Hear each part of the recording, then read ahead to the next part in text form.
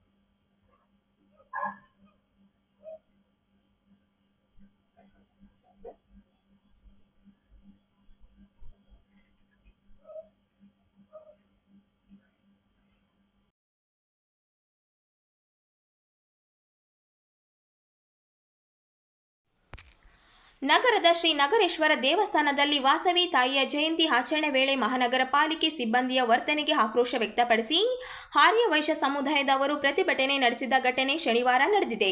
ದೇವಾಲಯದ ಒಳಭಾಗದಲ್ಲಿದ್ದ ನಾಮಫಲಕ ತೆರವುಗೊಳಿಸಲು ಬಂದ ಪಾಲಿಕೆ ಅಧಿಕಾರಿಗಳ ಕ್ರಮಕ್ಕೆ ಸಮುದಾಯದವರು ತೀವ್ರ ವಿರೋಧ ವ್ಯಕ್ತಪಡಿಸಿದರು.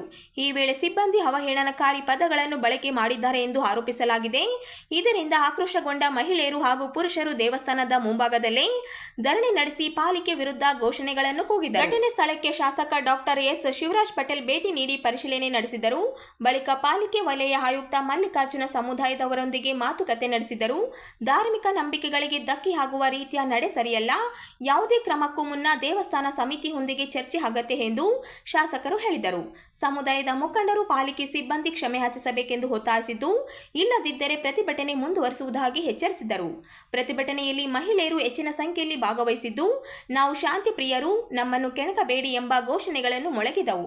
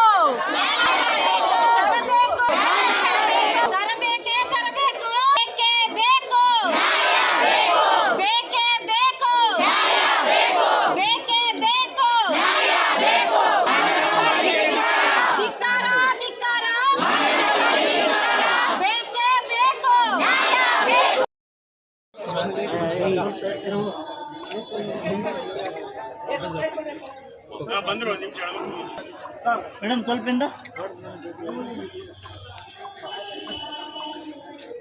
ಸಮಾಜದ ವಾಸವಿ ಜಯಂತಿ ಅಂಗವಾಗಿ ಸಮಾಜದವರು ಮತ್ತು ಗುಡಿ ಅಧ್ಯಕ್ಷರು ಕಾರ್ಯದರ್ಶಿಗಳು ತಮ್ಮ ದಿನನಿತ್ಯದ ಕಾರ್ಯಗಳ ಹೇಳುವಂಥ ಬ್ಯಾನರ್ ಗುಡಿಯ ಕಾಂಪೌಂಡ್ ಒಳಗಡೆ ಹಾಕಿದ್ದನ್ನು ನಗರಸಭೆಯ ಸಿಬ್ಬಂದಿ ವರ್ಗದವರು, ಕೆಳಹಂತದ ಸಿಬ್ಬಂದಿ ವರ್ಗದವರು ಭಾಳ ಆ ಒಂದು ಸಮಾಜಕ್ಕೆ ಹೀಯಾಳಿಸಿ ಮಾತನಾಡಿ ಅದನ್ನು ಅವ್ರ ಸ್ವಂತ ಜಾಗದಲ್ಲಿ ಇದ್ದಾಗ್ಯೂ ಕಿತ್ತಿ ಹಾಕುವಂತ ಕೆಲಸ ಮಾಡಿದ್ದಾರೆ. ಮತ್ತು ಅವರು ಬಳಸಿದಂಥ ಭಾಷೆ, ಏನು ಕಿತ್ತು ಅಂತೀರಿ ಕಿತ್ಕೊಡ್ರಿ, ನೀವೇನು ಮುತ್ತಿಗೆ ಹಾಕ್ತೀರಿ ಹಾಕ್ರಿ, ಯಾರಿಗೆ ಮುತ್ತಿಗೆ ಹಾಕ್ತೀರಿ ಹಾಕ್ರಿ ಅಂತ ಏನು ಭಾಳ ಒಂದು ದೊಡ್ಡ ಸಮಾಜಕ್ಕೆ ಈ ರೀತಿ ಅಸಭ್ಯದ ಮಾತುಗಳನ್ನಾಡಿ ಸಮಾಜಕ್ಕೆ ಅಗೌರವ ತರುವಂಥ ಕೆಲಸ ಮಾಡಿದರೆ ಇದನ್ನು ಖಂಡಿಸಿ ನಾವು ಇವತ್ತು ನಗರಸಭೆ ಯಾವ ಅಧಿಕಾರಿ ಬಂದು ಇಲ್ಲ ಅವರು ಆ ಸಮಾಜದ ಮೇಲೆ ದೌರ್ಜನ್ಯ ಮಾಡಿದ್ರು ಅವ್ರನ್ನ ತಕ್ಷಣ ಸಸ್ಪೆಂಡ್ ಮಾಡಬೇಕು. ಅದಲ್ಲದೆ ಅವ್ರ ಕಾಂಪೌಂಡ್ ಒಳಗಡೆ ಏನು ಬ್ಯಾನರ್ ಹಾಕ್ಕೊಂಡಿದ್ದಾರೆ ದಿನನಿತ್ಯದ ಕಾರ್ಯಗಳನ್ನು ಹೇಳುವಂಥದ್ದು, ಅದನ್ನು ತಕ್ಷಣ ರಿಜಿಸ್ಟರ್ ಮಾಡಬೇಕಂತೇಳಿ ಒತ್ತಾಯ ಮಾಡಿ ಇವತ್ತು ಸಮಾಜದ ಎಲ್ಲ ಯುವಕರು, ಹೆಣ್ಮಕ್ಳು, ತಾಯಂದರು ಎಲ್ಲರೂ ಸೇರಿ ರಸ್ತೆ ತಡೆ ಮಾಡುವಂತ ಕೆಲಸ ಮಾಡಿದರೆ ನಾವು ಅವ್ರಿಗೆ ಬೆಂಬಲ ಸೂಚಿಸಿ ಇವತ್ತು ಅವ್ರಿಗೆ ನಾವು ಧಾರ್ಮಿಕ ಭಾವನೆಗಳಿಗೆ ಧಕ್ಕೆ ಮಾಡೋದಂತ ಒಂದು ಬೆಂಬಲ ಸೂಚಿಸಿ ನಾವು ಅವ್ರ ಜೊತೆ ಸೇರಿದ್ದೇವೆ. ವಿಚಿತ್ರವಾಗಿ ದೌರ್ಜನ್ಯವನ್ನು ಮಾಡಿ ನಮ್ಮ ಸಮಾಜಕ್ಕೆ ಅವಹೇಳನ ಮಾಡಿದ್ದಾರೆ. ನಮ್ಮ ಸಮಾಜದ ಎಲ್ಲಾ ಜನಕ್ಕನ್ನು ನೋಯಿಸಿದ್ದಾರೆ. ಈ ಒಂದು ಜಿಲ್ಲಾಡಳಿತ ಅವರು ಬಂದಿಲ್ಲ ಕ್ಷಮಾಪಣೆ ಕೇಳಿ ನಮ್ಮ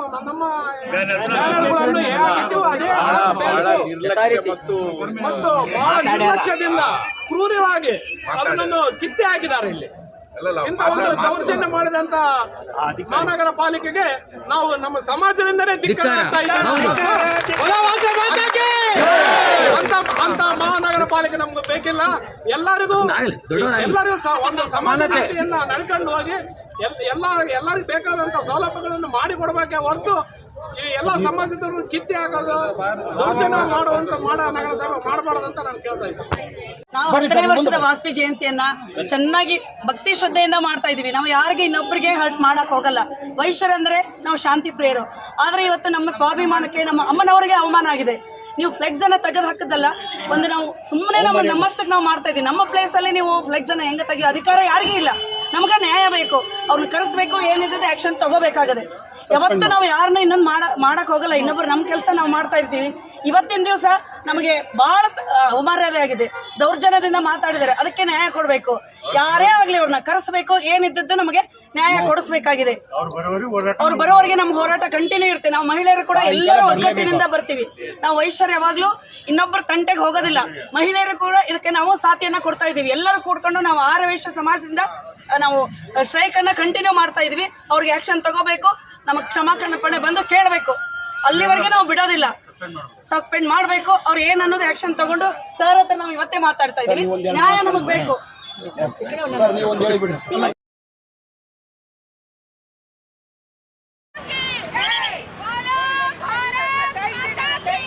ಕೇಂದ್ರ ಬಿಜೆಪಿ ಸರ್ಕಾರ ಜಾರಿಗೊಳಿಸಲು ಉದ್ದೇಶಿಸಿದ ನಾರಿ ಶಕ್ತಿ ವಂದನಾ ಅಧಿನಿಯಮ ಮಹಿಳಾ ಮೀಸಲಾತಿ ತಡೆದ ಕಾಂಗ್ರೆಸ್ ಮತ್ತು ವಿರೋಧ ಪಕ್ಷಗಳ ವಿರುದ್ಧ ಇಂದು ಬಿಜೆಪಿ ಮಹಿಳಾ ಘಟಕದಿಂದ ಪ್ರತಿಭಟನೆ ನಡೆಸಲಾಯಿತು.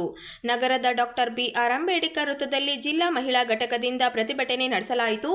ಕಳೆದ ಅನೇಕ ದಶಕಗಳಿಂದ ನೆನೆಗುದ್ದಿಗೆ ಬಿದ್ದಿದ್ದ ಮಹಿಳಾ ಮೀಸಲಾತಿ ಅಧಿನಿಯಮ ಜಾರಿಗೆ ಕೇಂದ್ರ ಬಿಜೆಪಿ ಸರ್ಕಾರ ಮುಂದಾಗಿತ್ತು. ಇದಕ್ಕಾಗಿ 3 ದಿನಗಳ ವಿಶೇಷ ಅಧಿವೇಶನ ಕರೆದು ಅಧಿನಿಯಮ ಅಂಗೀಕಾರಕ್ಕೆ ಪ್ರಸ್ತಾಪಿಸಲಾಗಿತ್ತು. ಆದರೆ ಮಹಿಳಾ ಮೀಸಲಾತಿ ವಿರೋಧಿ ಧೋರಣೆ ಹೊಂದಿದ ಕಾಂಗ್ರೆಸ್ ಮತ್ತು ವಿರೋಧ ಪಕ್ಷ ಇದನ್ನು ತಡೆಯುವ ಮೂಲಕ ಮಹಿಳಾ ಮೀಸಲಾತಿ ಸೌಲಭ್ಯ ವಂಚನೆಗೆ ಕಾರಣರಾಗಿದ್ದಾರೆ. ವಿರೋಧ ಪಕ್ಷಗಳ ಧೋರಣೆಯಿಂದಾಗಿ ದೇಶದಲ್ಲಿ ಅರ್ಧದಷ್ಟಿರುವ ಮಹಿಳೆಯರ ಪ್ರಾತಿನಿಧ್ಯಕ್ಕೆ ಚ್ಯುತಿ ಉಂಟಾಗಿದೆ. ಈ ಸಂದರ್ಭದಲ್ಲಿ ಮಹಿಳಾ ಮುಖಂಡರು ಮಾತನಾಡುತ್ತಾ ಕಾಂಗ್ರೆಸ್ ಮತ್ತು ವಿರೋಧ ಪಕ್ಷಗಳು ಲೋಕಸಭೆ ಮತ್ತು ವಿಧಾನಸಭೆಗಳಲ್ಲಿ ಮಹಿಳೆಯರಿಗೆ ರಾಜಕೀಯ ಆದ್ಯತೆ ಮತ್ತು ಪ್ರಾತಿನಿಧ್ಯ ನೀಡುವ ಉದ್ದೇಶದ ಮಹಿಳಾ ಮೀಸಲಾತಿಯನ್ನು ತಡೆಯುವ ಮೂಲಕ ಅನ್ಯಾಯ ಮಾಡಿದ್ದಾರೆ ಎಂದು ಆರೋಪಿಸಿದರು.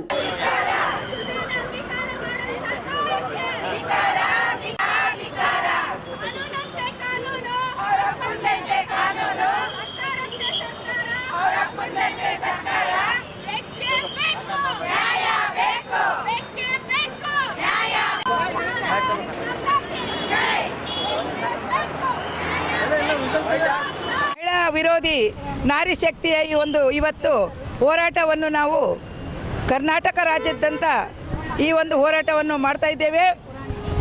ಮೊನ್ನೆ 19ನೇ ತಾರೀಕು ಈ ಒಂದು ಮಹಿಳಾ ಮೀಸಲಾತಿಯನ್ನು ನಮ್ಮ ನೆಚ್ಚಿನ ಪ್ರಧಾನಮಂತ್ರಿಗಳಾದಂಥ ನರೇಂದ್ರ ಮೋದಿಜಿಯವರು ಬಿಲ್ಲನ್ನು ಪಾಸ್ ಮಾಡಲಿಕ್ಕಿಟ್ಟಿದ್ರು. ಆದರೆ ಅದನ್ನು ಕಾಂಗ್ರೆಸ್ ಮತ್ತು ಇನ್ನು ಉಳಿದ ಮಿತ್ರ ಪಕ್ಷಗಳು ಅದಕ್ಕೆ ವಿರೋಧ ಮಾಡಿದವು. ಆ ಒಂದು ಹಿನ್ನಡೆಯಿಂದ ಇವತ್ತು ನಾವೆಲ್ಲ ಈ ಒಂದು ಉಗ್ರ ಹೋರಾಟವನ್ನು ಮಾಡ್ತಾ ಇದ್ದೇವೆ. ಇವತ್ತು ಕಾಂಗ್ರೆಸ್ನವ್ರಿಗೆ ಎಲ್ಲಿ ಮಹಿಳೆಯರು ಮುಂದೆ ಬರ್ತಾರೆ ಅನ್ನೋ ಒಂದು ಉದ್ದೇಶದಿಂದ ಈ ಒಂದು ಬಿಲ್ಲನ್ನು ಅವರು ರದ್ದು ಮಾಡಿದ್ದಾರೆ.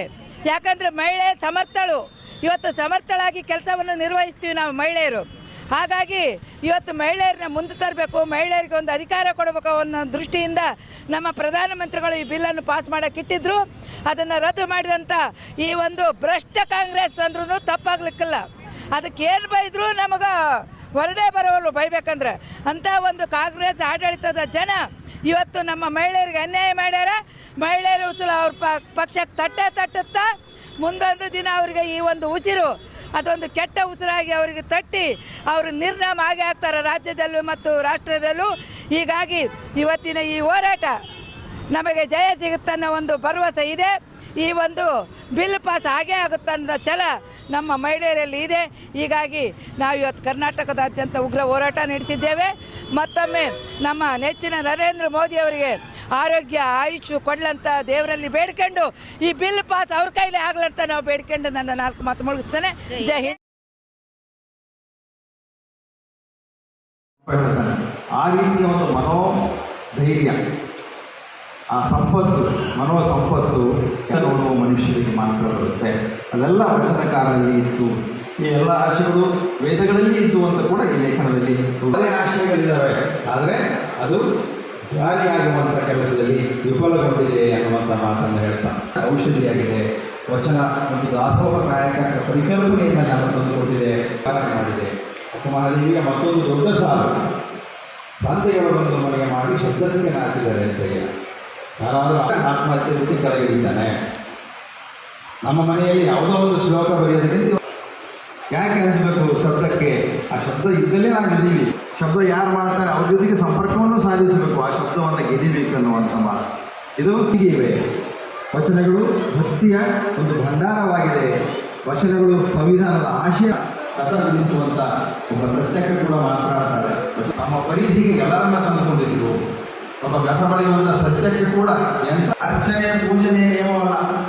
ದಿನ ಮುಂಜಾನೆ ಅರ್ಚನೆ ಮಾಡ್ತೀರಿ, ಪೂಜೆ ಮಾಡಿ ಕೂಡ ನಿಯಮವಲ್ಲ.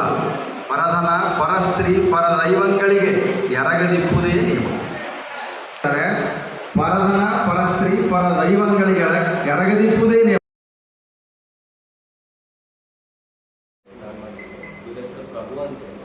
ಹಟ್ಟಿ ಪಟ್ಟಣದ ಒಂದಲಿ ಗ್ರಾಮದ 100 ವರ್ಷದ ಐತಿಹಾಸಿಕ ಹಿನ್ನೆಲೆಯನ್ನು ಒಳಗೊಂಡ ಶ್ರೀ ಮಾರುತೇಶ್ವರ ಮಹಿಮೆ ಚಲನಚಿತ್ರವು ಏಪ್ರಿಲ್ 26ರಂದು ಬೆಳಿಗ್ಗೆ 10 ಗಂಟೆಗೆ ನಗರದ ಪಂಡಿತ್ ಸಿದ್ರಾಮ ಜಂಬಲ್ದಿನ್ನಿ ರಂಗಮಂದಿರದಲ್ಲಿ ಬಿಡುಗಡೆ ಪ್ರದರ್ಶನ ಕಾಣಲಿದೆ ಎಂದು ಚಿತ್ರದ ನಿರ್ದೇಶಕ ಶ್ರೀ ಭೀಮ್ ತಿಳಿಸಿದರು. ಶನಿವಾರ ನಗರದ ಪತ್ರಿಕಾ ಭವನದಲ್ಲಿ ನಡೆದ ಪತ್ರಿಕಾಗೋಷ್ಠಿಯಲ್ಲಿ ಮಾತನಾಡಿದ ಅವರು, ಈ ಚಿತ್ರವು ಒಂದಲಿ ಗ್ರಾಮದ ಶ್ರೀ ಮಾರುತೇಶ್ವರ ದೇವರ ಮಹಿಮೆ, ಇತಿಹಾಸ ಹಾಗೂ ಸಾಂಸ್ಕೃತಿಕ ವೈಶಿಷ್ಟ್ಯಗಳನ್ನು ಪ್ರತಿಬಿಂಬಿಸುವ ರೀತಿಯಲ್ಲಿ ನಿರ್ಮಾಣಗೊಂಡಿದ್ದು ಸ್ಥಳೀಯ ಭಕ್ತರ ಭಾವನೆಗಳಿಗೆ ಸ್ಪಂದಿಸುವಂತಾಗಿದೆ ಎಂದರು. ಚಿತ್ರದಲ್ಲಿ ಸುತ್ತಮುತ್ತಲಿನ ಪ್ರದೇಶಗಳ ನೈಸರ್ಗಿಕ ಸೌಂದರ್ಯ ಮತ್ತು ಧಾರ್ಮಿಕ ಪರಂಪರೆಯನ್ನು ಆಕರ್ಷಕವಾಗಿ ಚಿತ್ರಿಸಲಾಗಿದೆ. 4 ಭಕ್ತಿ ಗೀತೆಗಳನ್ನು ಒಳಗೊಂಡಿರುವ ಈ ಚಿತ್ರವು ಸುಮಾರು 1 ಗಂಟೆ ಅವಧಿಯಾಗಿದೆ ಎಂದು ಅವರು ವಿವರಿಸಿದರು. ಚಿತ್ರದ ಪ್ರದರ್ಶನವು ಸಾರ್ವಜನಿಕರಿಗೆ ಉಚಿತವಾಗಿದ್ದು ಬೆಳಿಗ್ಗೆ 10 ಗಂಟೆಯಿಂದ ಸಂಜೆ 6 ಗಂಟೆಯವರೆಗೆ ವೀಕ್ಷಣೆಗೆ ಅವಕಾಶ ಕಲ್ಪಿಸಲಾಗಿದೆ. ಕಾರ್ಯಕ್ರಮದಲ್ಲಿ ನಗರದ ಗಣ್ಯರು, ಭಕ್ತರು, ಕಲಾಭಿಮಾನಿಗಳು ಹಾಗೂ ಚಿತ್ರತಂಡದ ಸದಸ್ಯರು ಭಾಗವಹಿಸಿ ಚಿತ್ರಕ್ಕೆ ಶುಭ ಹಾರೈಸಲಿದ್ದಾರೆ ಎಂದು ತಿಳಿಸಿದರು. ನಾಳೆ ರಿಲೀಸ್ ಇದೆ. ಬೆಳಗ್ಗೆ 10 ಗಂಟೆಯಿಂದ ಸಾಯಂಕಾಲ 6 ಗಂಟೆವರೆಗೆ ಶೋಸ್ ಕಂಟಿನ್ಯೂ ಇದೆ. 1 ತಾಸು ಒಂದು ಶೋ ಇದೆ, ಸಿನಿಮಾ 1 ತಾಸು ಇದೆ. ಸೊ ಬೆಳಗ್ಗೆಯಿಂದ ಸಾಯಂಕಾಲವರೆಗೆ 5 ಶೋ ನಡೆಸಿ ಸಾಯಂಕಾಲ ಒಂದು ಇವೆಂಟ್ ಇದೆ. ಆ ಇವೆಂಟ್ಗೆ DC ಅವರಾಗಲಿ, MLA ಅವರು, MP ಅವರು, ಮತ್ತು ಇವರು ವಸಂತ್ ಕುಮಾರ್ ಅವರು, ಎಲ್ಲ BJP ಅವರು, ಕಾಂಗ್ರೆಸ್ ಅವರು ಎಲ್ಲರೂ ಬರ್ತಾ ಇದ್ದಾರೆ ಇವೆಂಟ್ಗೆ. ಹಾಗೂ ಸ್ವಲ್ಪ ದೊಡ್ಡವರೆಲ್ಲ ಬರ್ತಾ ಇದ್ದಾರೆ. ಉದ್ಘಾಟನೆ ನಾವು ಸರ್ ಈಗ ಫಿಲಿಮ್ದು ಒಂದು ಫಂಕ್ಷನ್ ಇವೆಂಟೇ ಬೇರೆ ಇರುತ್ತೆ. So for the first time ನಾವು ಆ ಥರ ಮಾಡ್ತಿದ್ದೀವಿ. ನಮ್ಗೆ ಎಲ್ಲರೂ ಬೇಕು ಸರ್, ಎಲ್ಲರೂ ಗೆಸ್ಟ್ಗಳೇ. ಸೊ ಎಲ್ಲರಿಂದ ಉದ್ಘಾಟನೆ ಮಾಡ್ತೀವಿ. ಸಂಜೆ ಕಾರ್ಯಕ್ರಮ ಮಾತ್ರ DC ಅವರೆಲ್ಲರೂ ಇರ್ತಾರೆ ಸರ್, ಎಲ್ಲರೂ. ನಾಯಕ ನಟ ಏನಿಲ್ಲ, ಬಟ್ ಪ್ರತಿಯೊಂದು ಕ್ಯಾರೆಕ್ಟರ್ ಇದೆ ಸರ್. ಇದು ಒಂದು ಕಂಬೈನ್ಡ್ ಸ್ಟೋರಿ ಸರ್. ಒಂದು ಕತೆ ಯಾವ ಥರ ನಡೆದಿದೆ ಅನ್ನೋದು ಒಂದು ಹಿಸ್ಟ್ರಿ ಇದೆ ಅಲ್ವಾ, ಅಲ್ಲಿಂದಲೇ ನಾವು ತಗೊಂಡಿರೋದು. ಒರಿಜಿನಲ್ ನೇಮ್ಸ್ ತಗೊಂಡಿದ್ದೀವಿ. ಫ್ಲಾಶ್ ಬ್ಯಾಕಲ್ಲಿ ಬರೋ ಸ್ಟೋರಿಗೆ, ಫಿಕ್ಷನ್ ಸ್ಟೋರಿಗೆ ಒಂದು 2 ಆರ್ಟಿಸ್ಟ್ಗಳು ಮಾಡಿದ್ದಾರೆ ಸರ್. ಪ್ರೈಸ್ ರಿಪೋರ್ಟರ್ ಆಗಿ ನಾಳೆ ರಿಲೀಸ್ ಆದಮೇಲೆ ನಾಳೆ ಸರ್ ಬೆಳಗ್ಗೆಯಿಂದ ಶೋಗಳಿರುತ್ತೆ ಸರ್ ಸಾಯಂಕಾಲವರೆಗೆ. ಅದೆಲ್ಲ ಇಲ್ಲಿ ಸ್ಕ್ರೀನಿಂಗ್ ಮಾಡಿಸ್ತೀವಿ ನಾವು. ಸಾಯಂಕಾಲ 6 ಗಂಟೆಗೆ ಮೇ ಬಿ ಯೂಟ್ಯೂಬಲ್ಲಿ ಅಪ್ಲೋಡ್